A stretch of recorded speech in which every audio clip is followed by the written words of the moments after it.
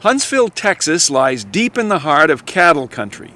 It's a company town, and the company here is the state prison system. This small town is home to 7 penitentiaries, so many that road signs are needed to sort them all out. Huntsville is also the U.S. capital of capital punishment. 37 people were put to death here last year. The locals are proud of their prisons. The town's prison museum features Old Sparky, the electric chair where 361 killers were executed. In Texas, if you are sent up to do time in the big house, chances are you'll be sent to Huntsville. They just opened up a new prison in Huntsville, Texas, and actually it's a little different than all the rest. It's called a super maximum security facility, and it's designed to cage, not house, Texas's most violent inmates. It's designed to keep them in solitary confinement under lock and key nearly 24 hours a day, every day. From the outside, it is a low-slung, menacing place, barely visible through double rows of razor wire. This is the Estelle High Security Unit, for some, a version of hell on earth. Inside, 609 men live in near complete isolation, locked inside un-air-conditioned concrete stalls. Computers control the doors. Cameras monitor movement on the cell blocks. There are no televisions, no newspapers, and little human contact. Compared to other traditional units, it's at a higher level of safety. It's a higher way of operating a facility, and later you could see that. And it minimizes the contact between officer and inmate, which is a whole lot better. Prisons have always had the hole, a place to lock inmates in solitary confinement as punishment for breaking the rules, or for attacking or killing a guard or inmate. But their stints in the hole were temporary, and prisoners could earn their way out with good behavior. Supermax prisons are different. They cage a more violent group of inmates in solitary for longer periods of time, in many cases, years.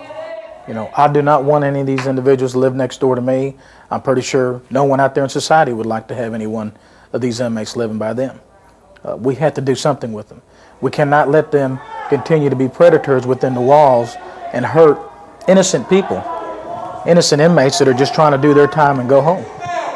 Supermax inmates are here not for the crimes they committed in the outside world, but for the ones they committed behind bars. The only break in the routine here, call it happy hour, is when inmates are first stripped naked to check for contraband, then led in handcuffs, wearing only their underwear, to another cage. There, for 60 minutes, they can pace an 18 by 20-foot concrete floor or toss a basketball at an iron hoop. This is called recreation. And then they're placed in there, of course released from the hand restraints, so they're able to recreate for an hour. Michael Cook is serving a 30-year sentence for burglary and assault. After his involvement in prison yard gang violence, he was sent here to the Supermax. He wants out. You get up and you stay in your cell all day, but you can go to RIC 1 hour a day, which is about now, and you just eat 3 times a day. That's all you do. You shower in your cell. It can make you go crazy if you ain't used to it. I'm not used to it, but I ain't got no choice. Supermaxes are a growth stock in the U.S. prison industry.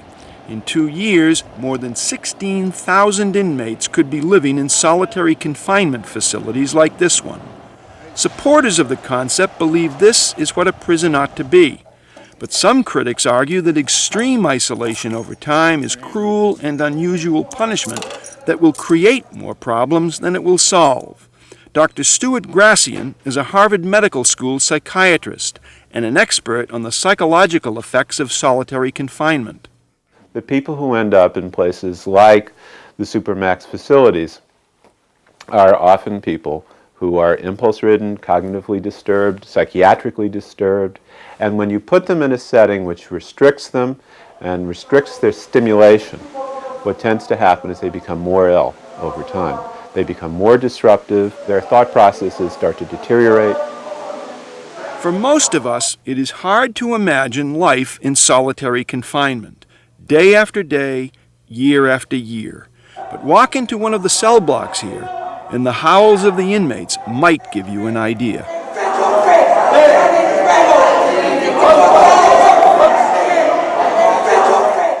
It's like taking a dog, sticking him in a cage, and kicking him and beating him and kicking him until he's as violent and as out of control as he can possibly be. And it comes a day when it's time for that dog to leave. You open the cage and then you run and let the people of the city suffer with the consequences.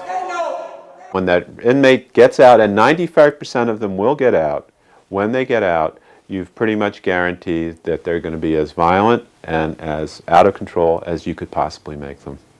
Well, currently we're actually building more facilities like this one. I don't know when the number's going to end. I guess when society gets tired of locking up everyone and deciding, hey, maybe this is not the best answer, we're just the keepers. They sentence them to the institution, and then it's our job to keep them within the confines of the institution and to make sure that they abide by the rules and regulations while they're here.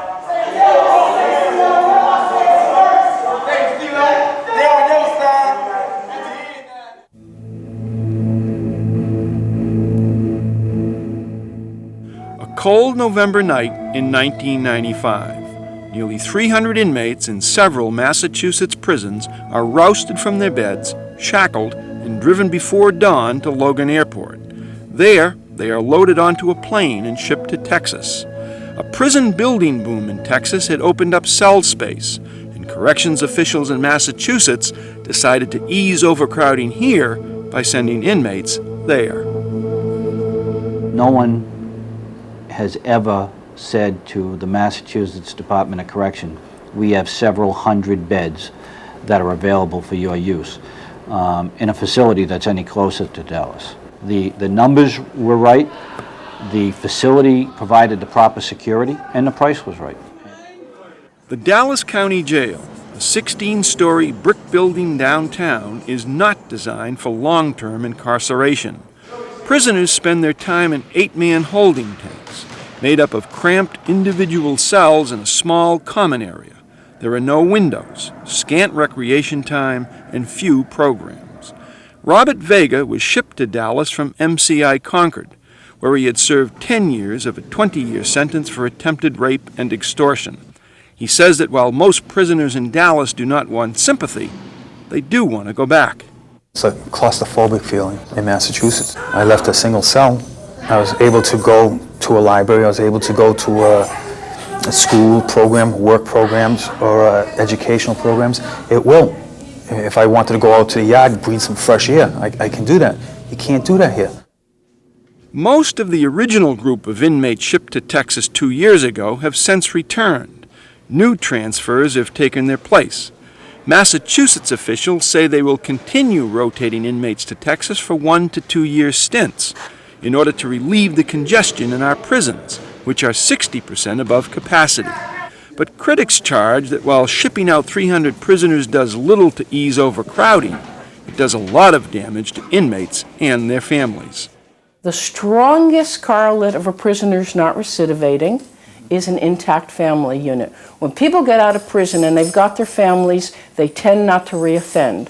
What happens is you send somebody 1,500 miles away from home for an indefinite period of time, and it has a fragmenting effect on the families. The families can't visit, children who never see their fathers, wives who ultimately divorce their husbands, because you can't sustain that kind of relationship when you send somebody out of state.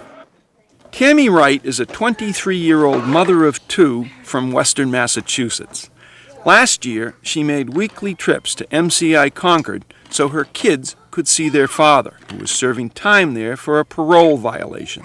Then, last April, after making the long drive to the prison, she was informed her husband had been shipped to Texas the night before.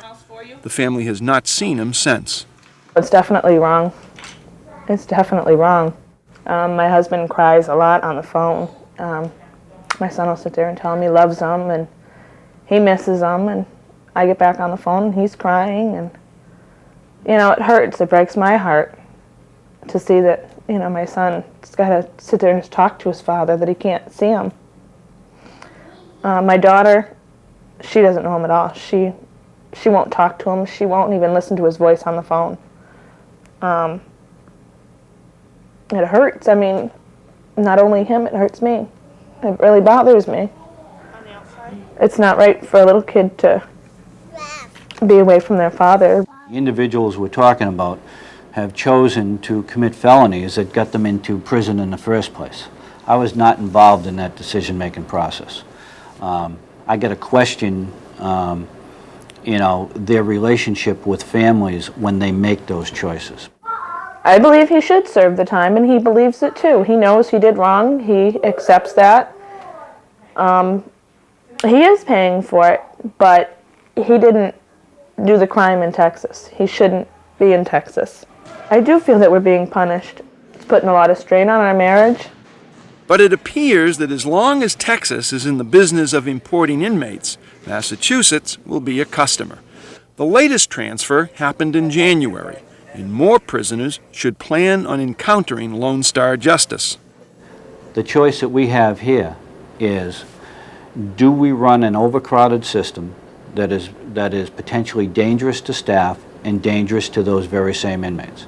And this is an option that was available to us, and we thought and continued to think that that was the best option we had available to us.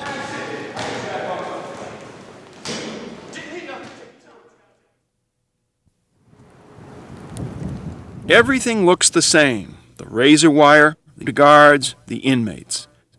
But here in Grants, New Mexico, you may be looking at the future of crime and punishment in America, because this is a private sector, for-profit prison, run by the Corrections Corporation of America. CCA owns and operates what amounts to the 6th largest prison system in the nation. Penny Lucero is the warden of the CCA prison for women in Grants. We are in a lot of states. We have 63 facilities under contract. We have over 37,000 beds filled, and we have about 46 or 47,000 under contract. We're a private business as a company, and in order to do business with someone and to retain your contracts, you have to do a good business. We believe in the programming that we're doing. We believe in corrections, and we want to do a good job. We can do it cheaper. The United States is the unquestioned world leader in jailing its own populace. 427 Americans out of every 100,000 were behind bars last year. Cash-strapped states have turned to private companies like CCA to manage the growing number of inmates, and business is booming.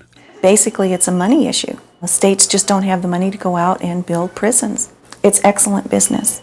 Populations continue to grow, sentences are getting harsher, and the need is still there.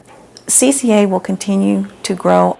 But do private prisons really save the state's money? The jury is still out on that. The industry is still relatively new, and cost studies are inconclusive. Then there are the ethical issues. Some observers think that restricting liberty and raising profits should not be entangled. Edith Flynn is a professor of criminal justice at Northeastern University and a longtime corrections expert who has served on several presidential commissions. A lot of these corporations are a McDonaldization of corrections. I don't think we should put at the same playing level the selling of hamburgers with corrections and Americans serving time. We have to realize that there are a number of important issues, not just the dollar amount. Ultimately, about 95, 96 of 100 inmates come back. And so what happens to them on the inside is important.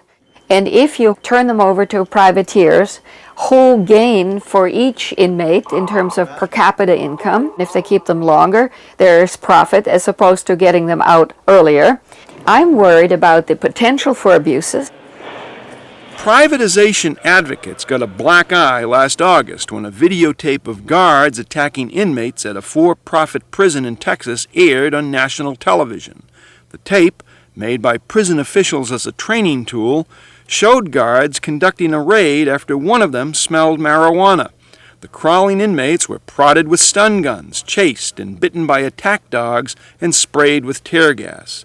The incident raised serious questions about public accountability and the quality of private prisons. The concern is that state very rarely has the time or the resources to monitor these activities. And anytime you privatize and do not have a very tight system of control, auditing, and monitoring, abuses will sneak in. The taking of liberty of individual citizens. There's nothing worse that we can do to an American, and removing that ought not be done lightly and certainly ought not be done for profit.